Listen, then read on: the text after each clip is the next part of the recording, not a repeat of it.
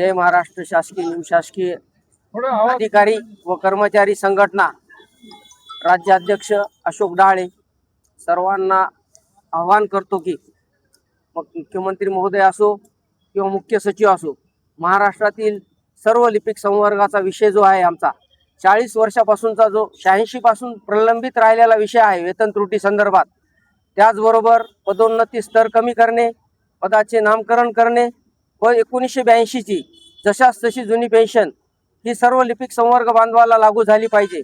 यासाठी आम्ही 16 फेब्रुवारीपासून ते 22 फेब्रुवारीपर्यंत महाराष्ट्रामध्ये असहकार आंदोलन केलं, परंतु शासनानं कुठेही दखल न घेतल्यामुळे माझा लिपिक संवर्ग बांधव हा रस्त्यावर उतरण्यासाठी भाग पाडलं। शासनानंच भाग पाडलेला आहे। आमची काही इच्छा नव्हती। जर शासनानं आमच्या मागण्या संदर्भात जर बैठक लावली असती मुख्य सचिवानं मुख्यमंत्री महोदयानं, आमचं काम आंदोलन आम्ही आज चालू केलं नसतं।